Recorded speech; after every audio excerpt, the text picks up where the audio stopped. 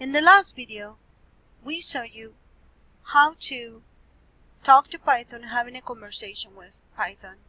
Well, the truth is, we used Python as a calculator and taught you some rules about order of operations. In this video, I'm going to try to have a conversation with Python by using text. Now, normally text, we call them a string. So, numbers are numerical values, and we will learn there's two different types. And then we also have a string. Now, let's try to say hello to Python in a way that it understands. If we enter the word hello, but this time, however, we enclose the word in single quote characters. As I told you before, in Python you can use single quotes or double quotes as long as you are consistent.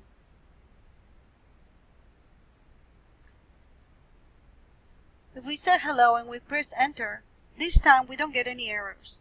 Python just echoes the text that was entered. If you compare this with the behavior we saw when we entered a number, you'll notice that in fact Python did the same thing. Previously we entered the value 2 in Python and echoed 2. When we entered a text value, Python echoed the text. The next thing we try to do with numbers is adding them. Let's try to do that with text strings. If we add two numbers, Python will calculate the sum. Let's see what it does with two parts of text. Hello.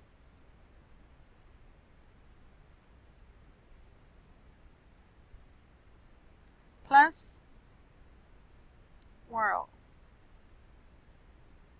I think you saw this example previously. Now, if you don't put spaces in between on either side of the plus,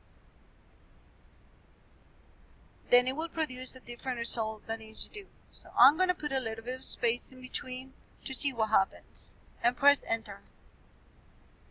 Wow, the spaces didn't really seem to matter to Python. And once again, it said hello world and echo, but right now what it did is to join both strings together. This is nice. Python is behaving exactly as it will expect. We know that when we give Python a sum to work out, it calculates the result and then it returns it. We use this to add 2 and 2. Now we have discovered that we can also use the same procedure to add hello to world.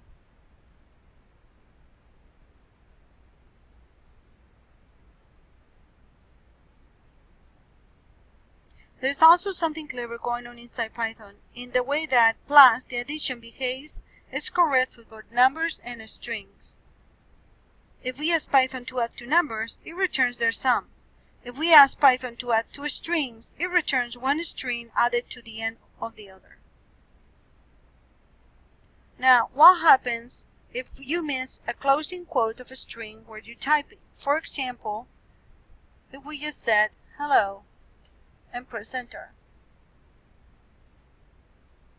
It says something like syntax error EOL while scanning string literal. A string literal is a string of text that is literally just there in the text. The letters EOL are an abbreviation for end of line. The Python shell is saying that it doesn't like you to put line endings into strings. Python regards individual operands, like numbers and strings, as things that are not allowed to span multiple lines. There's nothing wrong with creating a text expression that spans several lines. You can try this if you want to, but Python does not allow the operands of that expression to span multiple lines. So, what do you think will happen if you try to subtract one string from another? Let's see. Once again, we put single quotes around the word hello, but this time we're going to use subtraction instead of addition. And then we're just going to put the word world with quotes and press enter. Well, look at that. We got a traceback or an error. Python is clever enough to know that while it's perfectly sensible to use the subtraction behavior to mean subtract one integer or number from another, you can try this if you like, It is not sensible for a program to try to subtract one string or part of text from another. Let's see what it does with numbers. You see that? For numbers it worked just perfect, but for text we're not able to do that. Adding a number to a string is silly as subtracting one string from another, and so you will expect Python to give you an error.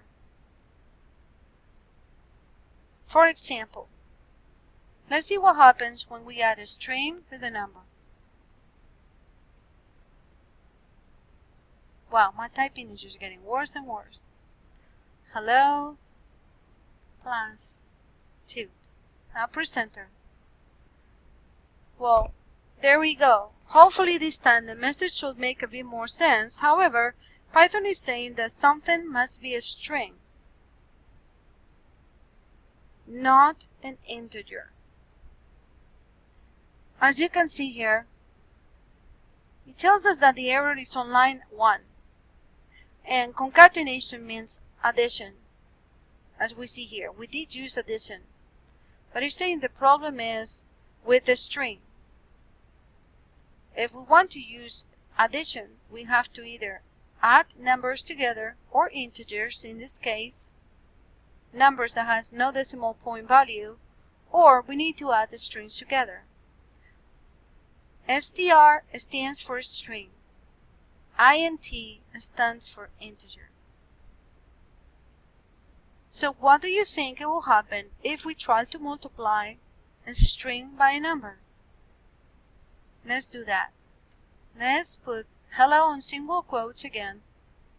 But this time we're going to multiply that by 3. Wow, look at that! Python will try to do something sensible when it can.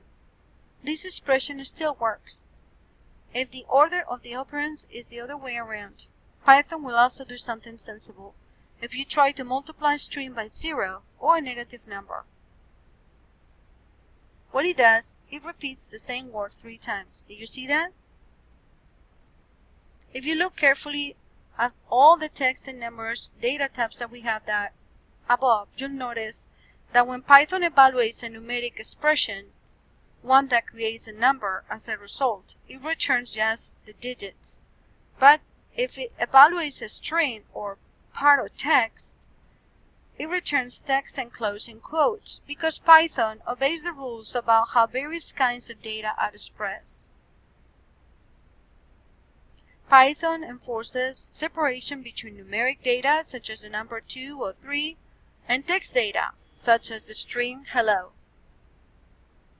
The way values are stored and the effect of operations on them is different for each data type. We will learn about data types in the next videos.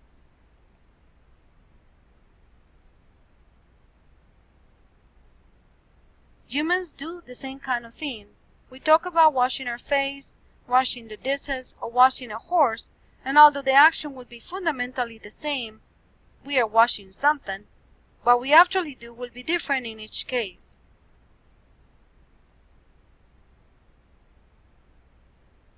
Of course, brain power and experience is just what a computer doesn't have very much of. So when we write a program, we must be consistent about the way we express what we want. The design of Python and other programming languages for this to happen.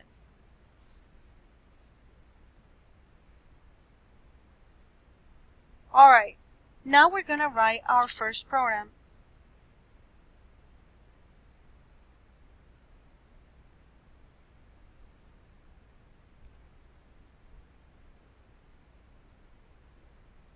What I'm going to do is I'm going to go to File and click New File. So I get a new screen that is brand new. And then I'm going to type print, and inside of it, in quotations, I'm going to put hello world.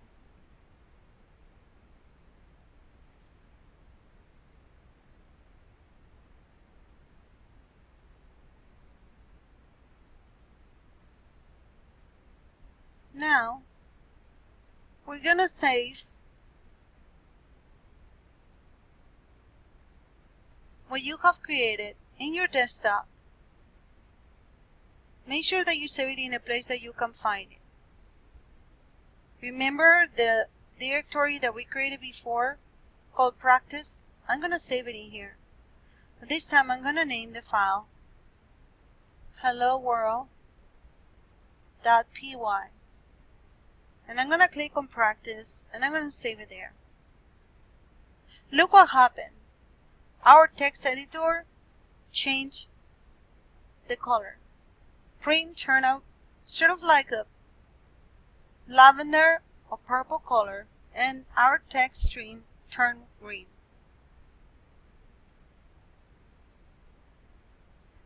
We can go into here and open the file that we have created.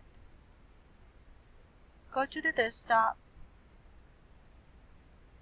I go to practice, and now I'm going to choose the second one, Hello World, and I'm going to open it.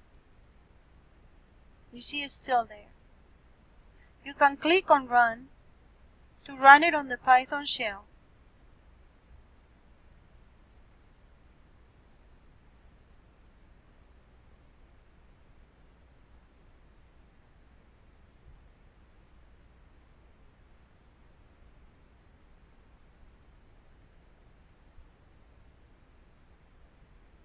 Make sure that you save it. Well, look what happens. When you run it, it will show in Python as Hello World. We just created our first program.